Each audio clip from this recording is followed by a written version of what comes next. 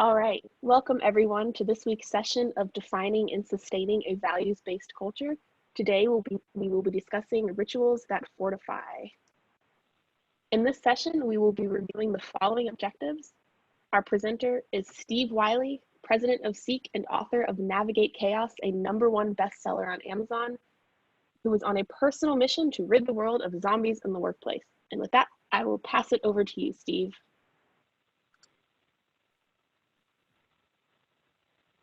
All right, thank you, Maggie. Pulling up my slides here. Welcome, everybody. I appreciate everybody joining me today. As Maggie alluded to, this is actually the 3rd episode of a 7-part series. So if you were with us on the earlier episodes, we talked about the foundation of a values-based culture being your core values. We differentiated kind of right to play versus core values versus aspirational values. And then last week, we talked about how do you minimize the degree of hypocrisy in the organization? And that's really in terms of defining the standards by which you apply your values in terms of the behaviors that are acceptable behaviors that you encourage and reinforce. So if last week was about kind of minimizing that hypocrisy, today is really about taking it a step further and really the prescribed application of your values and behaviors that will really serve to differentiate your organization. So before we dive into that, as I want to start with a question for you.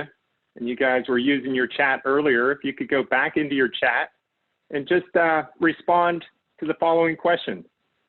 What is one thing that you do every day or every week? And I encourage you to think less in terms, let's not go with the necessities that I eat or I sleep, but something that you just do that kind of becomes natural for you that you do over and over again on a recurring basis. Whoops.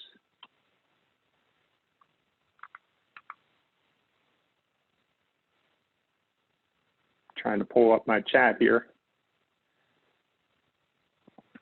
Drink lots and lots of tea. Exercise, Jay, that's good. Make coffee in a quiet house. Whitley, can you come visit my house on Saturdays? Talk to my mom. Coffee, exercise, read. These are all great answers. Keep them coming. I actually pulled up the second question as you're going here. Really encourage you to think in terms of what are these things that we do over and over again say about that which we value? Some people are pulling up or putting in here that they exercise on a daily basis. Well, what does that say about how you value your health and your fitness? Someone responded that they call their mother. Maybe you have dinner every night with your family. What does that say? Maybe you have a family game night. What does that say about how you value your family and time with family? Some of us, perhaps we go to church or pray. What does that say about your faith and the value that you put on that? Zach, I'm with you. Sports Center. God, I miss pre-COVID. I miss sports. What does that say about what we value in terms of just entertainment as far as athletics, things of that nature? So a lot of these things that we do over and over again are very intentional reflection of that which we value. And so the question becomes in our organizations, are we intentional about the rituals and what they say about that which we value? And the same thing goes for your families and how we behave in organizations, the things that we do on a recurring basis. And that brings us back to our objectives. And I'm not sure this is so much objectives as much as a challenge to each of us. I hope coming out of this session that you're going to take a step back and look at those things that you do on a recurring basis, whether that's in your family, in your organization, your team, or even as an individual. And think about those things that just have become autopilot that you do over and over again. And then to challenge and think about those and what they say about your values. And then to take a step back and say, okay, do we just inherit that and it just becomes part of who we are? But rather, in the whole premise of this notion of intentional culture, to give some thought to those rituals and to actually take a step back and define some rituals that you want to say, this is what defines us as a team. This is what reflects our values and behaviors. And then, of course, as we've done every week, to really reconsider all of that in the current state. There may be certain rituals that you have employed. You may have monthly happy hours with your team, or you may have a ritual to walk the halls in your organization. But really now in this period of disruption, what changes do you need to make to those rituals? So those are really the challenges. I've talked in the past sessions about our approach, this gear approach. I won't go through it in great detail, but we're all about right now gathering some information. Maggie had shared kind of the landing page. We'll come back to that, the landing page that you can go to for additional information, some materials to expand the knowledge that you have. But most importantly, we put out there an activity worksheet that I'll reference again, that you can go out there and you can facilitate these discussions with your team to really be intentional about what are those rituals that reflect those values and behaviors. And then, of course, you're welcome to contact me at any point if you have any questions or things of that nature, and I'll share the contact information related to that. So let's step back again. If you've been on past sessions, you've seen this. I'll go through this relatively quickly, but this is our intentional culture framework. And we're going to walk you through it real quick. You've got your mission and vision. Most organizations have that. That gives you your compelling purpose. Really, intentional culture is about differentiating yourself, not just in what you do, but as well how you do that. And the foundation of that starts with your core values. And then we've talked in the past about zombies in the workforce and how hypocrisy really is the fuel for zombies when your professed values differ from your demonstrated behaviors. And that's what last week's episode was all about. How do you define and clarify the standards by which we measure the application of our values? And so today, as I mentioned, we're going to get very prescriptive on that. What do you do on a recurring basis that isn't subjective? It is yes or no. We are actually doing these things. They become our operating norms. And these things can serve to differentiate your organization in service to your clients, to your colleagues, to your community. So we'll challenge you relative to that. And that's it. That forms the basis of what we call an intentional values-based culture. And so I mentioned we've got 4 more episodes coming up, and those are all about the application. And how do you apply that values-based culture to ensure you're hiring for the right fit, that you're training, communicating, and coaching that into the organization so it doesn't just become the poster on the wall, but it becomes real and tangible.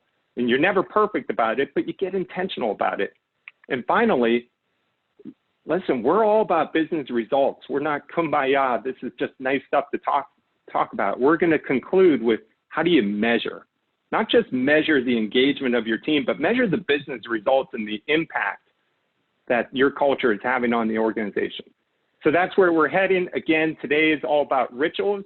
What I'd like to do is I'm going to start before diving into how you can do this on your own with your organization, be intentional about your rituals. I want to share some examples with you. And so in the past weeks, I've shared some examples of CEEK's culture. And if you recall, we have some core values of passion, integrity, and creativity. And I want to speak to integrity. And we talked about the fact that could be viewed as a right to play value in some organizations, but we have a very different definition of integrity. And one of our behavior statements is to honor your wholeness. And so in order to honor our wholeness, we've implemented some rituals that reinforce that become ingrained in the fabric of who we are. In this case, we have a daily ritual.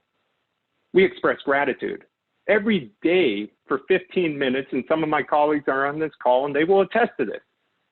We have a daily stand-up call, and some of you who do agile, scrum meetings, things of that nature, perhaps you do this as well. And we have a stand-up call where we share, what did we accomplish yesterday? What are we focused on today? What obstacles are in the way? Where do we need help? And we end every one of those updates with an expression of gratitude.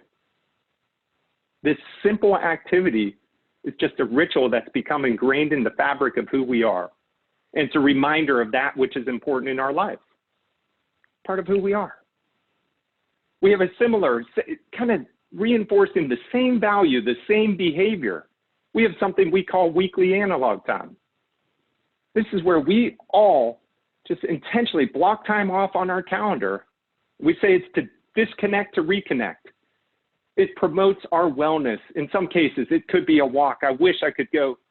Maggie, my answer to your earlier I'd like to be at the beach with my family. But we have our analog time, and maybe that's simply me and my wife taking a walk through the neighborhood. And this is a time during typical business hours that we step aside and say, we're not defined by that which we produce, and we fill the tank so that we can enhance our productivity and be in a better place of wellness. And some of us use this time, it could be for taking a walk, it could be for exercise, it could be for yoga, it could be for prayer, meditation, or reading a book. Whatever it is, we disconnect. This is a ritual. This is a part of the fabric of who we are. And we've intentionally defined this to reinforce the values in our organization. So that's a daily, a weekly example. You know, sometimes the rituals don't even have to be necessarily specific to a value or behavior. In this case, we have a ritual, we have a weekly meeting, but once a month, we take time out of that meeting where we revisit our culture. And we'll talk about this next week when we talk about communications and just so things don't just kind of get shelved. We don't create shelfware with our intentional culture. We keep it top of mind. And so once every month, we take time during one of those meetings. If we can do it in person, great. As you can see here, we're doing it via Zoom call. And we pick a behavior or a ritual, and we ask ourselves, how are we doing? Where are we falling short? Do we all have a clear understanding of what the expectations are? This is all about one of our right to play values of accountability. We're holding ourselves accountable to our culture on a recurring basis, and we continue the dialogue and have the discussion. It doesn't take a lot of time, investment, or effort, but it keeps our culture top of mind. And as you can see here, we actually have a little bit of fun in the process. You can see the dance video from that later. So we talk daily, weekly, monthly rituals. We have a yearly ritual. Again, if you recall, we have a core value of passion. One of our behavior statements related to passion is to do for one what you wish you could do for many. And we have a shared passion for children. In particular, breaks my heart to see children who suffer. And so collectively as a CEEK team, to do for one what we wish we could do for many, we support an annual fundraiser. We pick one child and we adopt their wish. One child who's facing a life-threatening illness, and we plan, execute, deliver an event every year to raise the funds necessary to adopt the wish of one child. We call it Sports with Santa, another passion, which is sports. And this is my son's soccer team. But we get a community of children and others to come out, and we have a couple dozen adults a couple dozen adults dressed as Santas, and some of Max's soccer team, as you can see here, dressed as Santas, and the kids come and challenge us. And we do an incredible fundraiser. And this is a part of who we are. This is the memorable stuff. This is the stuff that differentiates you in your organization. These are the things that kind of define and really an explicit demonstration of the culture, of the values that you seek to implement. So let's talk about how you do this. And again, this isn't rocket science, and I don't care if you lead an organization of thousands or a team of 10 or a family of 4, or you want to do this for yourself. You can do this. And now, typically, we've done this, facilitated sessions in person with teams, and so we collectively brainstorm rituals to apply to the value. We talked about this with respect to behaviors. If I'm in a room with a group, what I would typically do is I'd give them some Post-it notes and say, give them some guidance, and just recommend, engage your team. What are those rituals that we want to embrace that reflect our values? A couple of things to remember if you do this. By now, hopefully you've defined your core values and you've defined a set of behaviors that reinforce those core values. So if you're going to engage your team to brainstorm the rituals that you have, make sure that they have in front of them those definitions, that they have that list of core values and what they mean and the behaviors and how they apply. So make sure the team has that and can reference that. Some other guidance to give them in that regard is you don't necessarily want to restrict existing rituals. keep this a completely open brainstorming session and encourage them, say, if there are things that we're currently doing that we should continue that are an accurate representation of our values and behaviors, by all means recommend and put that up as a suggested ritual to continue. So it's new ideas, existing ideas. It's just making sure that we're better aligned. Our rituals are the intentional reflection of the values and the culture that we seek to implement. Other guidance to give them. And this guidance, by the way, is in the activity sheet that you can go out and get on our landing page. So you don't have to take detailed notes here or anything of that nature, but encourage the team. If they're submitting rituals, start them with an action verb. I recommend keeping them concise. I'd say no more than 15 words. Keep them positive, keep them concise. But the biggest thing and the biggest differentiator for rituals is give a recommended frequency. And so by that, I mean, is this something that we do daily, weekly, monthly, yearly? Or is it event driven? So sometimes rituals aren't necessarily on a fixed schedule, but it could be at the end of every project, we do a retrospective. Or when A happens, then we do B.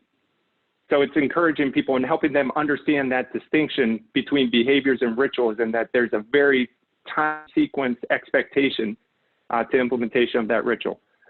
And lastly, when you're right now, the fact that we are all working remotely could serve to your benefit. You don't have to do this in person.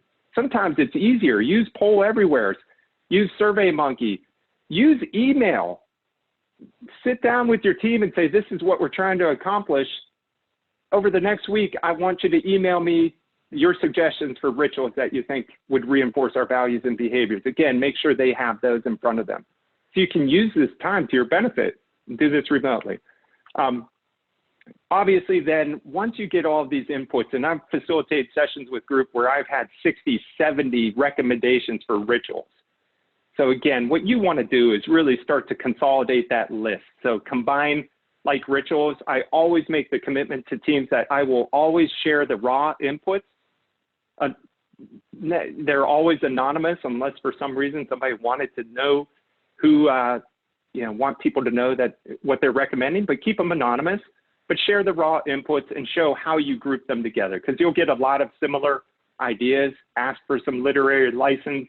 You can write the ritual and give a summary statement. Once you have that refined list, typically I can get those down to about 20 to 25, somewhere in that range.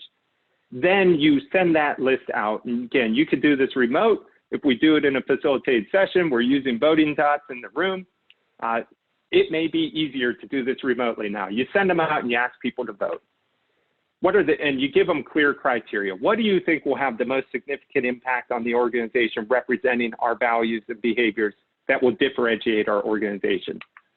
So that's where you do the voting. I typically ask them to vote on 6, 7, no more than 10. It says 8 to 12 here, but that's really a matter of once you get these inputs back, again, you're having them vote on impact as well as second criteria, am I willing to adhere to this ritual?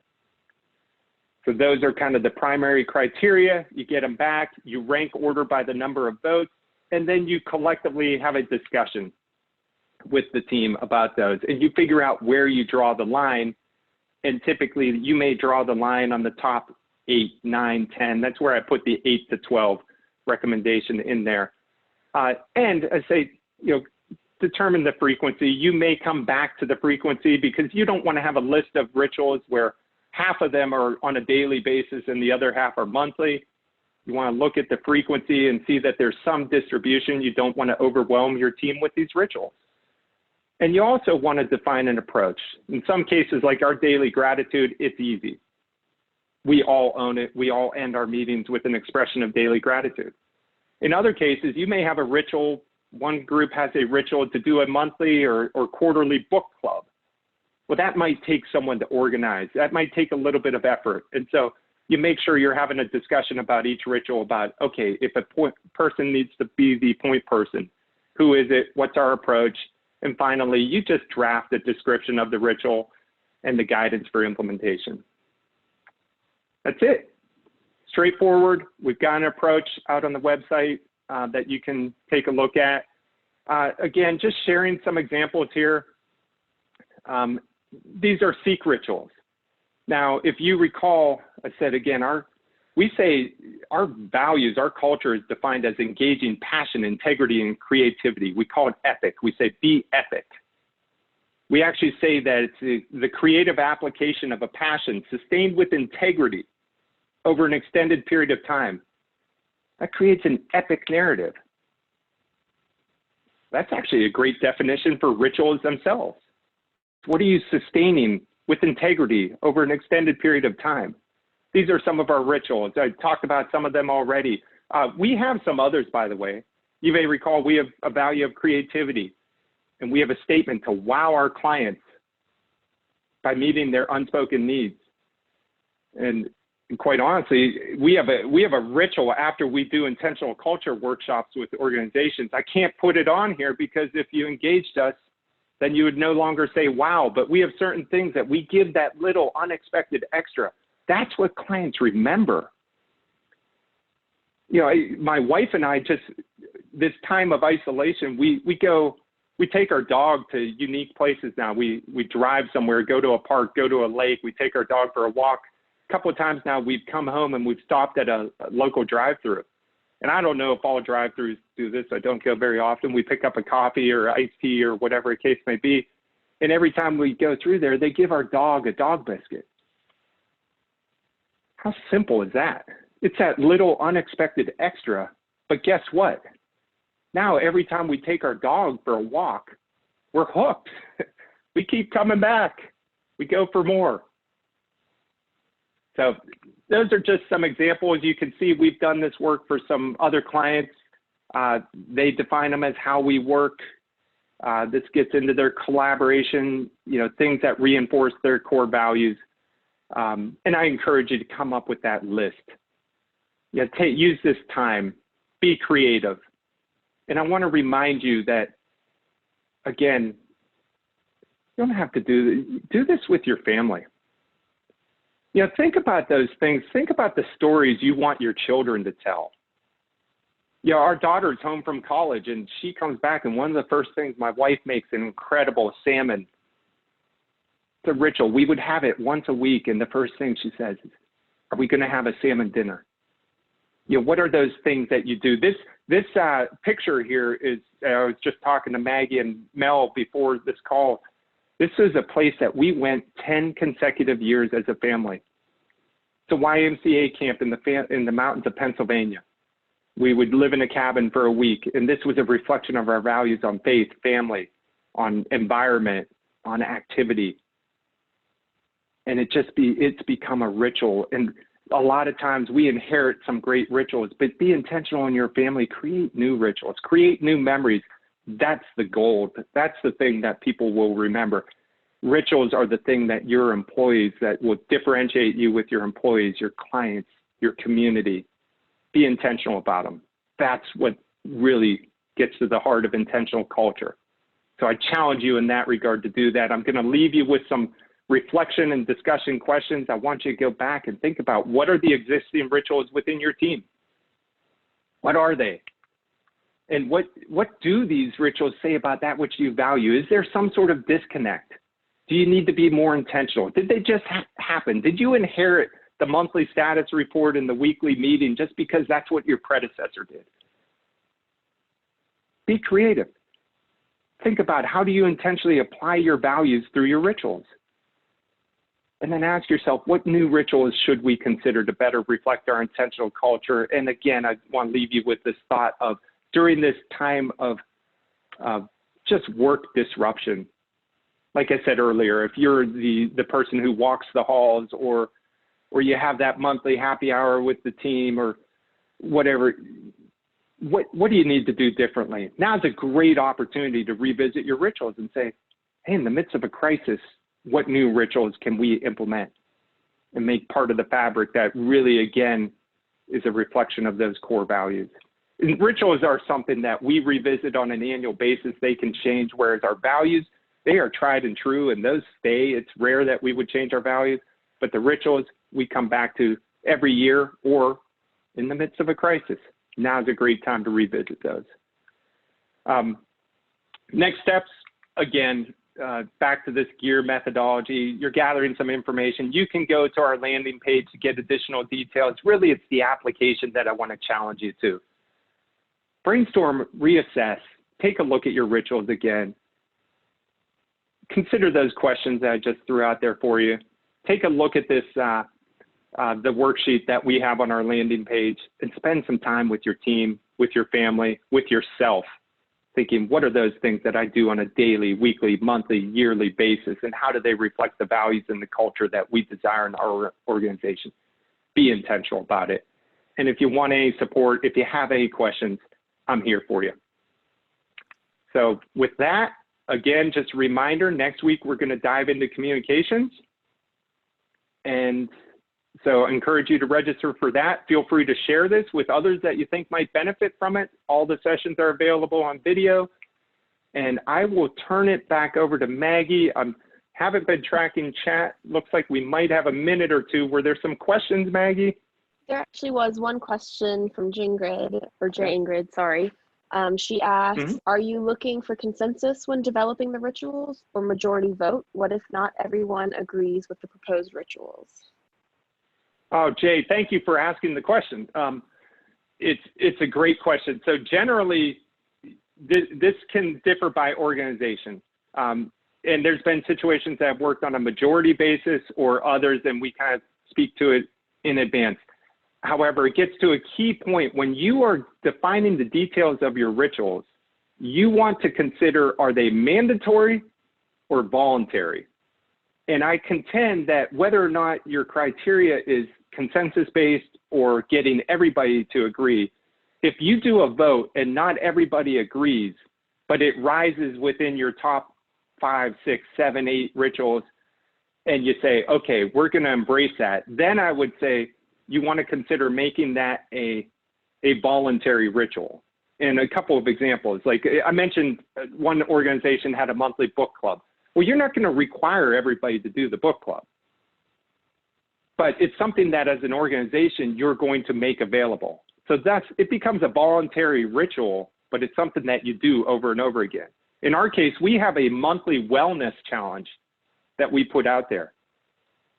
I don't do every one of those monthly wellness challenges. They're out there, we issue it, we make it available, but it's voluntary. So whether or not, part of your culture depends upon whether you make everything consensus basis or we've got to have 100% voting. But I think the bigger question just becomes, if you're lacking 100% consensus on adopting a ritual, then that's a flag to say, should this be a voluntary ritual as opposed to a mandatory ritual? So I hope that helps to answer your question, Jay. Thank you for bringing that up. It's a great distinction. I think we're about a minute over time. If anyone has any other questions, feel free to email me. You can see my contact information here. So any last close out here, Maggie?